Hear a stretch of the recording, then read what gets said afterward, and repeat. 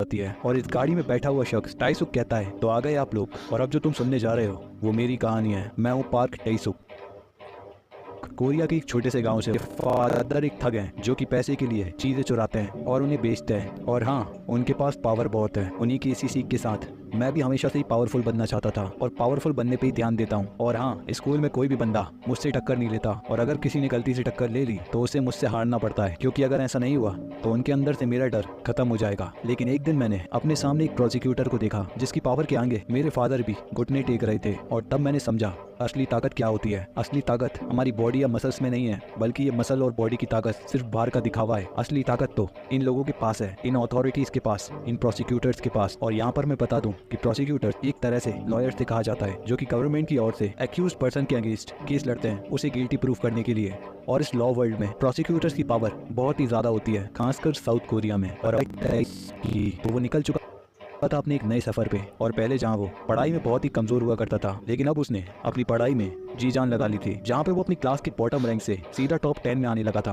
और फिर सीधा टॉपर ही बन गया। और यहाँ हमें पता चलता है कि उसे एक वाइट नॉइस की कंडीशन थी, जहाँ पर वो शांति में कॉन्सेंट्रेट नहीं कर पाता था। उसे कॉन्सेंट्रेट करने के लिए काफी ज्यादा शोर की जरूरत पड़ती थी। मतलब जहाँ पर भी शोर हो रहा होता है वो वहाँ पे काफी ज्यादा अच्छे से पढ़ाई कर पाता। और अब यहाँ पर टीचर्स भी उसकी परफॉर्मेंस को देखकर काफी ज्यादा हैरान थे। और वहीं अब अगले सीन में हम देखते हैं कि उस दौरान पूरे साउथ कोरिया में प्रोटेस्ट हो रहे थे फॉर डेमोक्रेसी, और जो अथॉरिटेरियन गवर्नमेंट थी उन्होंने पूरी फोर्स उतार दी थी। और इन्हीं में से किसी कोने में खड़ा था हमारा टीसू, और यहाँ पर वो अपने दोस्त को बचाने के लिए वहाँ पर पुलिस के खुद डंडे खाता है, और वहाँ से वो ज्वाइन करता है SNU यानी कि सोल नेशनल यूनिवर्सिटी। और मैं बता दूं कि SNU साउथ कोरिया की एक नंबर 1 यूनिवर्सिटी तो है ही, बल्कि पूरी दुनिया में भी one of the best university है। अब इतनी अच्छी यूनिवर्सिटी में एडमिशन होने के बाद अब बारी थी सिर्फ पढ़ाई की, ताकि वो प्रोसिक्यूटर बन पाए। और अपनी यूनिवर्सिटी में वो टेलीविजन पे हमेशा ही एक पॉपुलर प्रोसिक्यूटर हैन को देखा करता, और हमेशा ही सोचा करता कि कभी वो भी उनकी जगह पर होगा। और अब बात की जाए उसके प्रोसिक्यूटर एग्जाम्स की, तो उसके एग्जाम 2 राउंड में हुआ करते हैं, जिसका पहला राउंड तो वो बड़े ही आराम से क्लियर कर देता है। और अब होते हैं उसके पास 2 चांस सेकंड राउंड को क्लियर करने के, और किस्मत और मेहनत से बंदा सेकंड राउंड को भी क्लियर कर लेता है और सीधे पहुंचता है इंटरव्यू में, और उसे भी क्लियर करके वो फाइनली प्रोसिक्यूटर के एग्जाम को भी क्लियर कर देता है। और अब प्रोसिक्यूटर बनने के बाद उसका रुतबा, रहन सहन, कपड़े सबके सब एकदम बदल गए थे, और उसकी फैमिली और उसका होम टाउन भी उसे पकड़कर हवा में उछालते हैं। और अब जुडिशियल एग्जाम क्लियर करने के बाद उसे 2 साल के लिए जुडिशियल ट्रेनिंग प्रोग्राम में भेजा जाता है, जिसके बाद बारी थी प्रोसिक्यूटर ऑफिस में एंटर करने की। और इस दौरान मैरिज ब्रोकर्स उसे एकदम आउट ऑफ द वर्ल्ड खूबसूरत लड़कियों से मिलवाते हैं, जिसमें से एक लड़की मीरियम से उसे सचमुच प्यार हो जाता है, और 6 महीने की डेटिंग के बाद दोनों ही शादी कर लेते हैं। और इधर उसकी शादी होती है और उधर प्रोसिक्यूटर ऑफिस में उसकी एंट्री। और यहाँ पर उसे पता चलता है कि ऑफिस के दूर से चर्चे तो काफी अट्रैक्टिव थे, लेकिन काम ज्वाइन करने के बाद उसे पता चलता है कि ये जगह भी किसी और ऑफिस की तरह ही है, जहाँ पर हद से ज्यादा काम है, और यहाँ पर उन्हें कई सारे केसेस रीड करने होते हैं और ऑफिस का कई सारा काम भी करना होता है। और इस बीच उसे मालूम पड़ता है कि प्रोसिक्यूटर्स की लाइफ जो उसे इतनी अट्रैक्टिव लग रही थी वो इतनी अट्रैक्टिव थी नहीं, जिसके पीछे एक कारण था कि दरअसल 2 तरह के प्रोसिक्यूटर होते हैं। एक जो 99% पे रह जाते हैं, आए दिन काम करते हैं, और उनका पूरा दिन कुछ इस तरीके से होता है कि सुबह उठो, जाओ, पैसे कमाओ और पैसे उड़ाओ और सो जाओ। लेकिन इसके ऊपर टॉप 1% वाले प्रोसिक्यूटर भी होते हैं, जो कि बहुत ही अलग हैं। उनकी एक अलग ही बात है, वो लोग पावर बिल्डर हैं, टॉप वर्ल्ड के लोगों से उनकी पहचान है, और बड़े से बड़े बिजनेसमैन और पॉलिटिशियंस भी उनकी इज्जत करते हैं। और सिर्फ इतना ही नहीं, अगर इस देश में पावर को महसूस करना है तो वो पावर साउथ कोरिया की नेशनल पार्लियामेंट के लोगों के हाथ में थी, या फिर हद से ज्यादा अमीर लोगों के हाथ में। और इन दोनों के अलावा किसी के पास पावर थी तो वो थे ये 1% वाले प्रोसिक्यूटर्स, जिनकी पहचान अंडरग्राउंड गैंग्स तक थी, और उनका भी एक अलग ही दबदबा चलता था। और टाइसुक बहुत ही कम उम्र में ये समझ जाता है कि अगर उसे भी पावर चाहिए तो उसे भी इन लोगों का हिस्सा बनना पड़ेगा। और वहीं पर हम देखते हैं कि टाइसुक के ऑफिस में एक दिन एक केस आता है एक लड़की की मॉलेस्टेशन का, और ये घटिया काम किया था स्कूल के जिम टीचर ने। और यहाँ पर वो लड़की बहुत ही गरीब थी, और उसकी मदर के पास भी केस के लिए पैसे नहीं थे, और यहाँ पर जिम टीचर के बड़े लोगों से कांटेक्ट थे, तो केस ऑटोमेटिकली क्लोज करवा दी गई थी। लेकिन टाइसुक उसे वापस खुलवाता है और उस टीचर को पकड़वा देता है, क्योंकि उस टीचर को ना ही अपने घटिया काम का गिल्ट था, और ना ही वो बंदा टाइसुक से भी ढंग से बात कर रहा था। और उस वक्त टाइसुक समझ पाता है कि पावरफुल लोगों से कांटेक्ट होना कितना जरूरी है, क्योंकि उन्हीं की दम पर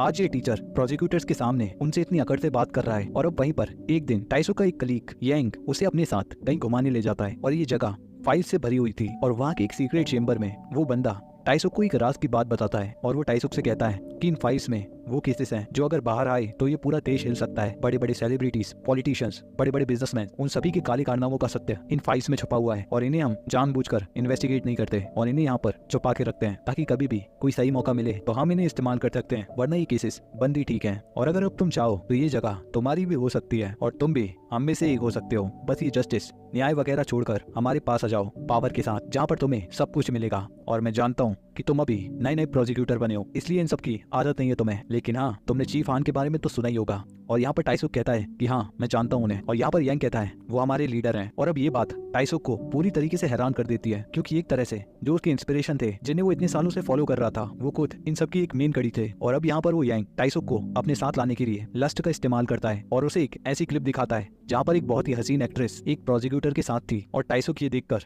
हद से ज्यादा खुश हो जाता है और सोचता है कि असली पावर तो ये है। और अब ना चाहते हुए भी उसे उस जिम टीचर को रिहा करना पड़ता है, क्योंकि अगर टाइसुक ऐसा नहीं करेगा तो वो कभी भी 1% ग्रुप में शामिल नहीं हो पाएगा। और अब वो जिम टीचर टाइसुक से कहता है कि अब से तुम अब हमारे दोस्त हुए और अब कभी लंच पर आना। और अब इसकी दूसरी तरफ उस बच्चे की मम्मी टाइसुक के लिए बड़े ही प्यार से खाना भेजती हैं, क्योंकि उसने उनकी बेटी की मदद की थी। और ये सीन बहुत ही हार्ट हिटिंग था, जहाँ पर एक तरफ वो गरीब फैमिली टाइसुक को अपनी तरफ से अपना प्यार देती है और दूसरी तरफ एक करप्ट बंदा अपनी पावर। लेकिन यहाँ पर टाइसुक वो खाना खा लेता है और पावर की तरफ जाने का डिसाइड करता है। और अब हम देखते हैं कि वही बंदा यंग टाइसुक को उन 1% वाले प्रोसिक्यूटर्स की पार्टी में लेकर आता है, जहाँ पर सिर्फ ड्रिंक, लड़कियां और सिर्फ मजे चल रहे थे। और ये पार्टी एक स्काई स्क्रैपर के टॉप फ्लोर पर हो रही थी, यानी कि पेंट हाउस में। और टाइसुक ये सब देखकर बहुत ही हैरान था और वो सोच रहा था ये कैसी दुनिया है जहाँ पर ये सारे प्रोसिक्यूटर्स हद से ज्यादा अमीर हैं और लड़की और दारू के अलावा इन्हें कुछ भी नहीं दिख रहा। और तभी यहाँ पर उसकी नजर पड़ती है इस पार्टी के सबसे मेन आदमी पर, चीफ हान पर, जिससे आज तक टाइसुक इंस्पायर हुआ करता था। और ये मिस्टर हैन एक तरीके से यहाँ के राजा थे, जिनके आगे यहाँ पर कोई भी नहीं था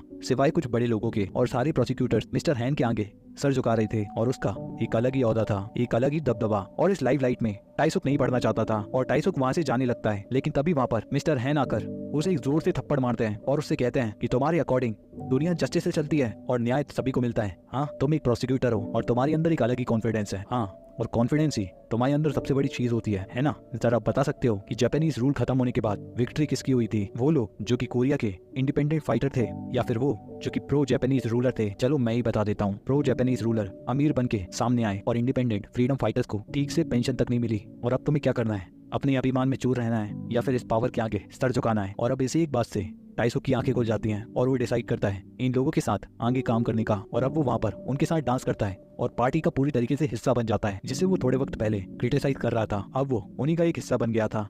अब इसके बाद वो जब पार्टी से लौटता है तो उसी के साथ वो जिम टीचर भी होता है, क्योंकि याद है ना, ये भी उन्हीं लोगों के साथ है। और वहाँ पे वो टाइसुक से कहता है कि अब तो हम भी दोस्त हुए, तो अब तुम मुझे मार नहीं सकते। और वो टाइसुक से कहता है कि पता है, कल से मैं वही सेम स्कूल ज्वाइन कर रहा हूँ। और वो टाइसुक से कहता है कि मैं उस लड़की से मिलने का इंतजार नहीं कर पा रहा, सच में वो बहुत ही खूबसूरत थी। अब ये सुनकर टाइसुक का पारा एकदम से चढ़ गया था और वो उसे मारने वाला था, लेकिन तभी वहाँ पर एक दूसरा बंदा आकर उस जिम टीचर को बहुत ही मारता है। और ये शख्स होता है डोइल। और डोइल दरअसल टाइसुक के स्कूल का था और फिलहाल वो एक अंडरग्राउंड गैंग का सब लीडर था। और यहाँ पर हमें पता चलता है कि एक्चुअल में दो गैंग टॉप पर थी, लेकिन नई गवर्नमेंट के आने के बाद एक को भारी नुकसान हुआ और इसी बीच दूसरी वाली गैंग टॉप पर आ गई, जिनका नाम है वाइल्ड डॉग्स, जिनका लीडर है युंगसु, जिसके पास बेहिसाब पावर है। और उसी के नीचे आता है डोइल। और गौर करने की बात ये थी कि ये गैंग्स इन प्रोसिक्यूटर से भी ज्यादा ताकतवर है, लेकिन सिर्फ फिजिकली, और इनकी सजा है लोगों को कुत्तों को खिला देना। और ये 1% प्रोसिक्यूटर अपने अपने फायदे के लिए एक साथ मिलकर काम करते हैं। और यहाँ तक कि जो पहली वाली गैंग थी, उन्हें मिस्टर हैन और उसके साथियों ने दूसरी गैंग का साथ लेकर रास्ते से हटाया था, ताकि वाइल्ड डॉग्स टॉप पे आ जाएं। और वाइल्ड डॉग्स के टॉप पे आने पे वो उन्हें रेगुलरली पैसे दिया करेंगे। और अब बात की जाए डोइल की, तो वो टाइसुक को अपना एक अच्छा दोस्त मानता था, और सिर्फ अच्छा ही नहीं बल्कि एक बहुत ही खास दोस्त। और इसलिए वो उसके लिए उस जिम टीचर को मारकर अपने साथ पुलिस स्टेशन ले जाता है, जहाँ पर उन दोनों को ही अरेस्ट कर लिया जाएगा। लेकिन कुछ ही वक्त में टाइसुक अपना इन्फ्लुएंस बढ़ाकर उसे जेल से बाहर निकाल लेगा। और डोइल को इस बात पर विश्वास था, और यहाँ पर डोइल टाइसुक से वादा करता है कि वो आगे जाए और अपना काम करे, और जब बारी हाथ गंदे करने की होगी तो वो टाइसुक की जगह पर अपने हाथ गंदे करेगा। और इस तरह वो दोनों भी एक दिन टॉप पर होंगे। और फिर इसके बाद क्या था, टाइसुक भी मिस्टर हैन और यंग के साथ घूमना फिरना शुरू कर देता है, क्योंकि इसी तरीके से वो टॉप 1% में टिका रह पाएगा। और जब शुरुआत में टाइसुक उनके साथ घूमना शुरू करता है, तब वो एक अलग पावर महसूस कर पा रहा था और हर तरफ लोग उसे झुककर इज्जत दिया करते थे और कोई भी काम चुटकियों में हो जाता था। मतलब लोगों के अंदर चीफ हैन के प्रति एक अलग ही इज्जत और डर था, जिसका फायदा उनके साथ वाले लोगों को भी मिलता था। और अब हम देखते हैं कि टाइसुक की इस नई दुनिया में उन लोगों का नया काम था प्लानिंग और इंडिकेशन का, यानी कि ऊपर की सभी योजनाएं वो बनाते थे और नीचे के इंडिविजुअल्स उन्हें फॉलो किया करते थे। और कुछ से फिजिकली काम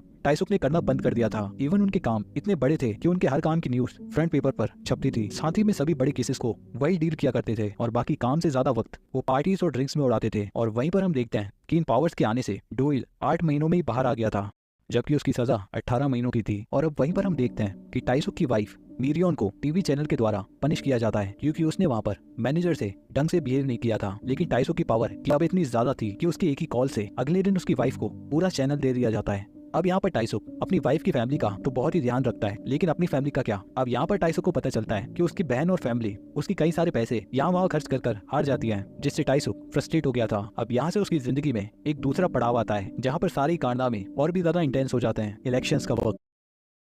It's time to refresh your vibe with Yash Raj. Win a chance to feature in a music video with Yash Raj Mukhate. Plus more refreshing prizes to win daily and weekly. Visit the website or scan the QR code to participate now. Elections का वक्त, और इस वक्त तो Korean president भी उनके साथ आ जाते हैं और उनके साथ मिलकर काम करते हैं ताकि आगे भी वो पावर में बने रह सकें। तो दरअसल सिर्फ दो पार्टीज मुख्य तौर पर इलेक्शंस लड़ती हैं प्रेसिडेंट के चुनाव के लिए, और प्रोसिक्यूटर्स वाली टीम यानी हैन के साथ ही एक एक प्रेसिडेंट कैंडिडेट का साथ देना था। और उनके आगे का करियर इसी पे डिपेंड करता है कि कौन सा कैंडिडेट प्रेसिडेंट बनता है। और यहाँ पर हैन और उसके साथियों ने जिस पर बैट खेला है वो प्रेसिडेंट बन गया तो उनका प्रमोशन पक्का, लेकिन अगर दूसरा वाला जीत गया तो वो उन्हें चुन चुनकर हटा देगा। और अब इसके लिए हैन और उसके साथियों का मात्र एक ही काम था, अपोजिशन के कैंडिडेट्स के खिलाफ बड़े से बड़े सबूत ढूंढना ताकि सही मौके पर उन्हें मीडिया में डालकर उनका इस्तेमाल कर सके और जिस कैंडिडेट का उन्होंने साथ दिया वो कैंडिडेट प्रेसिडेंट बन जाए। और जब तक इलेक्शंस नहीं होते तो ये लोग अलग अलग बाबाओं के पास जाते हैं और उनसे प्रेयर करते हैं कि बस उनका कैंडिडेट जीत जाए, नहीं तो बहुत ही गड़बड़ हो जाएगी। और अब इलेक्शंस के दिन पहली बार टाइसुक मिस्टर हैन को नर्वस देखता है और लास्ट 10 तक की काउंटिंग पर उनकी हार्ट बीट एकदम पीक पर चली जाती है। लेकिन जब उनके कैंडिडेट की जीतने की न्यूज आती है वो लोग कमरे में पागलों की तरह नाचने लगते हैं। वहीं दूसरी तरफ अपोजिशन वाले प्रोसिक्यूटर ये समझ चुके थे कि उनकी नौकरी तो गई समझो। अब अगले दिन न्यूज में अपोजिशन कैंडिडेट के खिलाफ कई सारे प्रूफ, कई सारे केसेस सामने लाए जाते हैं और उनके सपोर्टर्स को भी सजा मिलती है। मतलब हर तरह से मिस्टर हैन और उसके साथियों ने अपोजिशन के सभी लोगों को तबाह कर दिया था। लेकिन अपोजिशन के पास भी पावर तो होगी ना, थोड़ी सी सही लेकिन होगी। और इसलिए वो अपनी पावर थे वो हैन के बॉस को अपना एक मैसेज लेकर भेजता है कि उनके साइड के लोगों की सजा को सिर्फ 1 साल तक रखे। और यहाँ पर मिस्टर हैन मान जाता है, लेकिन अपने बॉस को मारते हुए कहता है कि आज के बाद मुझे दोबारा ऐसा मत बताना कि मुझे आगे क्या करना है और क्या नहीं, क्योंकि आपके कारण हमारे प्रोसिक्यूटर की पावर कम लगेगी। और वो एक तरीके का यूज करते हैं कि अपोजिशन लीडर बच जाए, और इस तरीके का नाम था कि बरी an issue with another issue, जिसके लिए वो एक फेमस एक्टर के केस को ओपन कर देते हैं, जिसके कारण अपोजिशन लीडर वाले केस को मीडिया अटेंशन कम मिलने लगी थी और उनका काम भी हो जाता है और वो कम सजा में निपट जाते हैं। और वहीं पे बात की जाए डोइल की तो वो अपोजिशन लीडर के रीडेवलपमेंट एरिया का ओनर बन जाता है और उससे काफी ज्यादा प्रॉफिट कमाता है। मतलब कि उसके पास एक अच्छी खासी अमाउंट हो गई थी सेव करके रहने के लिए, जिसमें वो पूरी जिंदगी काट सकता था। वहीं एक दिन बीच में एंजॉय करते वक्त हैन पॉलिटिशियंस की साइकी के बारे में बताता है कि पॉलिटिशियंस हमेशा ही रिवेंज लेते हैं चाहे जो भी हो जाए, और इसी तरीके से ये स्ट्रक्चर काम करता है और इसे पॉलिटिकल इंजीनियरिंग कहते हैं। और दूसरी तरफ हम टाइसुक और डोइल को देखते हैं जहाँ पे डोइल 7वें आसमान में था, क्योंकि अब वो दोनों दोस्त किसी राजा से कम नहीं थे, क्योंकि उन्होंने इस पावर वाले खेल में बहुत से पैसे कमाए। साथ ही में उनके पास बेहिसाब पावर भी थी, लेकिन इनकी सारी पावर का अंत मिस्टर हैन के सामने हो जाता है, क्योंकि उसके आगे ये लोग अभी भी कुछ भी नहीं थे। और इसके बाद हमें दिखाया जाता है एक फेमस एक्ट्रेस शेंग ही को, जिसका केस टाइसुक को सौंपा गया था, और वहाँ पे इन दोनों के बीच एक अफेयर स्टार्ट हो जाता है उसका केस सॉल्व करते करते, जो कि इतना भी सिंपल नहीं था। और वहीं पर हम एक दूसरी प्रोसिक्यूटर जी मिन को देखते हैं जहाँ पे वो स्पीच देते हुए कह रही होती हैं कि जब गलत काम आगे बढ़ता है तो उसकी खुशबू बाहर भी निकल जाती है। मतलब दूर से ही सही जिमिन इस पूरे खेल को दूर से समझ चुकी थी कि मिस्टर हैन इन सब का मास्टरमाइंड है और उस तक पहुंचने का जरिया है टाइसुक, और वो दरअसल इन सभी को हराना चाहती थी, क्योंकि कुछ प्रोसिक्यूटर्स ने इस पूरे देश को पूरी तरीके से बदल दिया था, क्योंकि अब आधे से ज्यादा पावर उन्हीं के पास थी। और यहाँ पर टाइसुक भी जान जाता है कि एक और प्रोसिक्यूटर जिमिन उसके पीछे पड़ी है और उसने कई सारे सबूत भी इकट्ठा किए हैं उसके खिलाफ, और इसलिए उसके साथी उसे केयरफुल होने को कहते हैं। और अब एक दिन दोपहर की पार्टी में यांग टाइसुक से कहता है कि डोइल से सावधान रहना, भले ही तुम उस पर पूरा ट्रस्ट करोगे पर ध्यान रखना कि वो है तो एक डॉग ही, सही वक्त आने पर उसे रास्ते से हटा देना। यहाँ पर टाइसुक समझ नहीं पाता कि आखिर डोइल से उन्हें कैसा खतरा होगा, लेकिन बाद में वो देख पाता है कि डोइल ये सब काम छोड़ना चाहता था और अब वो अपनी आगे की जिंदगी को एक आम इंसान की तरह जीना चाहता था, क्योंकि अब उसके पास बहुत से पैसे थे। एक्चुअली में डोइल टाइसुक का एक पक्का दोस्त था जिसने टाइसुक की हर मुश्किल में मदद की थी, एक परफेक्ट राइट हैंड की तरह। लेकिन अब वो थक चुका था और अपने सेव किए हुए पैसों से वो इस काम से निकलना चाहता था, लेकिन टाइसुक फिलहाल उसे इस काम से बाहर निकलने नहीं दे सकता था, क्योंकि नेक्स्ट इलेक्शंस बहुत ही करीब आ रहे हैं। मीनवाइल टाइसुक के अफेयर का राज बाहर आ जाता है और उसकी वाइफ उसे छोड़कर चली जाती है, लेकिन टाइसुक और कामों में इतना मगन था कि उसे इतनी बड़ी चीज का भी कोई फर्क नहीं पड़ता।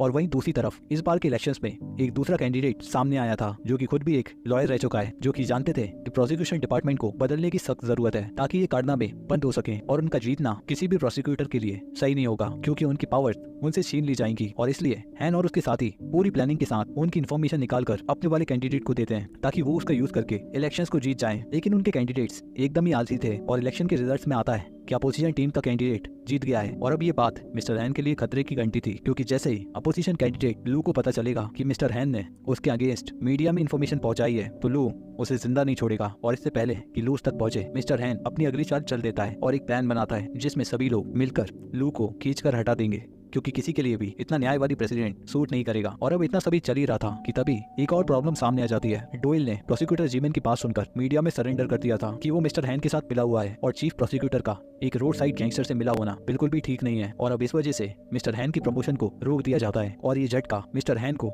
बहुत ही गुस्सा दिलाता है। और वहीं टाइसुक ही समझ नहीं पा रहा था कि अच्छी खासी पावर वाली जर्नी में ये सब प्रॉब्लम्स कहाँ से आ रहे हैं। अब यहाँ पर टाइसुक की वजह से ये सब हो रहा था, इसलिए उसे कुछ दिनों के लिए शहर के बाहर भेजा जाता है। और मीनवाइल डोयल अभी जेल में था क्योंकि अभी तक उसने जो भी गलत काम किए हैं वो उन्हें एक्सेप्ट कर लेता है और साथ ही में वो बाकियों के राज भी खोल देता है। लेकिन बाकियों की पावर इतनी ज्यादा थी कि सभी वहाँ से निकल जाते हैं और अकेला डोयल ही फंसा रह जाता है। और अब तक असली मास्टरमाइंड एकदम आजाद थे। और वहीं दूसरी तरफ वो न्यायवादी प्रेसिडेंट मिस्टर लू को इम्पीच कर दिया जाता है, यानी कि अब दोबारा से इलेक्शन हो गए। और यहाँ पर हम दोबारा से देख पाते हैं कि मिस्टर हैन की पावर कितनी ज्यादा है। जहाँ पर उसने एक डेमोक्रेसी में सेलेक्टेड प्रेसिडेंट को अपनी सूझबूझ और अपनी पावर की मदद से हटवा कर एक बार फिर से इलेक्शन होने पे मजबूर कर दिया। और वहीं पर हम देखते हैं कि टाइसुक डोयल के सेव किए हुए पैसों को निकाल लेता है क्योंकि उसे अब काफी वक्त तक अकेले एक आइलैंड पर छिप कर रहना है क्योंकि डोयल के काफी लंबे समय तक बेस्ट फ्रेंड होने की वजह से मीडिया उससे काफी सारे सवाल पूछेगी और उसके थ्रू चीफ हैन से। लेकिन अब एक दिन प्रोसिक्यूटर जिनमेन उससे उस आइलैंड पर मिलने आती है और उससे कहती है कि मिस्टर हैन जो कर रहे हैं वो एकदम गलत है और वो उसे हटाने में उसका साथ दें। लेकिन टाइसुक ऐसी बेवकूफी नहीं कर सकता था वरना मिस्टर हैन उसे ही मार देंगे। और उसकी पावर का अंदाजा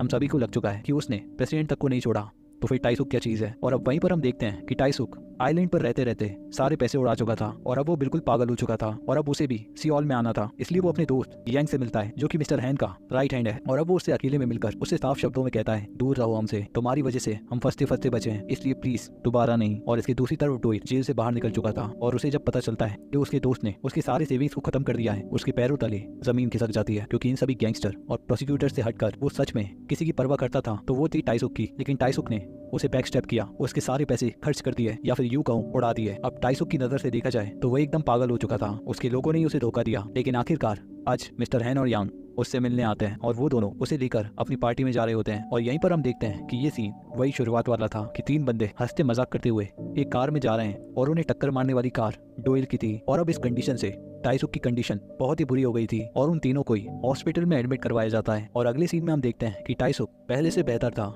और उस एक्सीडेंट करवाने वाले को ढूंढ रहा था। लेकिन इस दौरान डोयल का एक साथी उसे सारा सच बता देता है कि एक्चुअली डोयल ने उसका एक्सीडेंट करवाया था, वो भी जानबूझकर उसकी जान बचाने के लिए, क्योंकि चीफ हैन और उसका राइट हैंड यांग उसे उस दिन वाइल्ड डॉग गैंग के लीडर के पास लेकर जा रहे थे टाइसुक को मरवाने के लिए। और इतना डोयल जानता था इसलिए उसने एक्सीडेंट करवा के उसकी जान बचा ली। लेकिन टाइसुक ने डोयल को हर बार धोखा दिया था। और फिर वो बंदा टाइसुक को बताता है कि कैसे डोयल काफी वक्त तक छिपते छुपाते हुए भागता रहा और फिर आखिर में उसने अपने आप को सरेंडर करवा दिया क्योंकि उसके पास कोई और रास्ता नहीं बचा। और फिर गैंगस्टर युंगसुक के आदमियों ने उसे भी जिंदा कुत्तों को खिला दिया। और ये बात जानकर कि उसके दोस्त के साथ इतना बुरा हुआ, टाइसुक का दिल दहल जाता है। उसके फादर को भी अरेस्ट करवा दिया था और उन्हें छुड़वाने के लिए टाइसुक को प्रोसिक्यूटर ऑफिस से रिजाइन देना होगा क्योंकि जब तक वो प्रोसिक्यूटर है तब तक ही खतरा है, क्योंकि उसके बाद उन्हें उससे कोई खतरा नहीं। अब उसके प्रोसिक्यूटर से रिजाइन देने के बाद हैन और यांग उसके सारे पोजीशन और सारी प्रॉपर्टी छीन लेते हैं और उसके फादर को भी आजाद कर देते हैं। लेकिन अब टाइसुक के पास एक फूटी कौड़ी भी नहीं बची थी और अब जाकर वो एहसास कर पा रहा था कि गलत काम करने का नतीजा हमेशा गलत होता है। और वो सोचता है कि काश सालों पहले उसने 1% वाले लोगों के बीच में आने का फैसला न किया होता, 99% प्रोसिक्यूटर्स में आया होता तो शायद वो खुश रह पाता। लेकिन नहीं,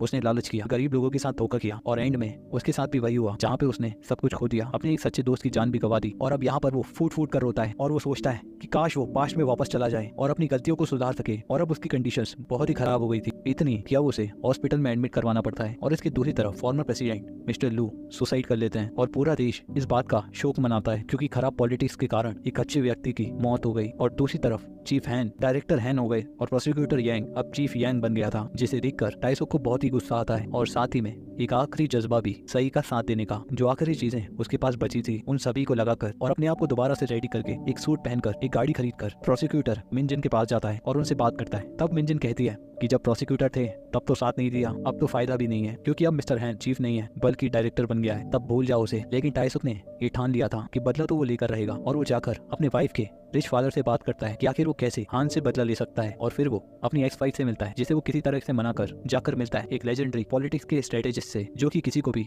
टॉप पे ला सकते हैं और उसे हटा भी सकते हैं, पर उन्हें इम्प्रेस करना आसान नहीं होगा। इसलिए हमारा टाइसुक ऑनेस्टी के साथ कहता है मुझे देश नहीं बदलना, ना ही मुझे कोई क्रांति लानी है, मुझे बस एक इंसान से बदला लेना है। और ये सुनकर मिस्टर किम मान जाते हैं क्योंकि टाइसुक का गोल एकदम स्पेसिफिक था और वो पूरा ही फोकस लग रहा था। और फिर वो टाइसुक से कहते हैं कि इस रिकॉर्डर में अपनी पूरी जिंदगी बताओ, जिसे सुनने के बाद जो बेकार बातें होंगी मैं उन्हें हटा दूंगा और काम की बातों को रखकर एक इलेक्शन स्ट्रेटेजी बनाऊंगा जिससे तुम प्रेसिडेंट के इलेक्शन के लिए खड़े हो सको। और टाइसुक बिल्कुल ऐसा ही करता है और अब तक की कहानी जो भी हमने देखी वो शब्द बाय शब्द वैसे ही बता देता है, जिसे सुनकर मिस्टर किम कहते हैं तुम्हारी कहानी बहुत ही इंटरेस्टिंग है और ये स्ट्रेटेजी इसके लिए बिल्कुल परफेक्ट रहेगी। एक गरीब इंसान जिसने मेहनत से प्रोसिक्यूटर बनने तक का सफर देखा और अब वहां से वो प्रेसिडेंट बनने निकला है ताकि साउथ कोरिया की न्याय व्यवस्था को वो ऊपर ला सके। और इसी के साथ टाइसुक अपनी कैंपेनिंग की शुरुआत करता है, जहां पर सबसे पहले उसने वार किया था मिस्टर हैन पे उसके सारे सच सामने लाकर, और ये बात हान को बुरी तरीके से हिट करती है। और अब हान पर्सनली टाइसुक से मिलता है और उसे देखकर वो समझ चुका था कि अब टाइसुक पहले वाला टाइसुक नहीं रहा जो कि बहुत ही डरपोक हुआ करता था, बल्कि अब वो बहुत ही ज्यादा कॉन्फिडेंट और स्मार्ट हो चुका था और हान के हर एक सवाल का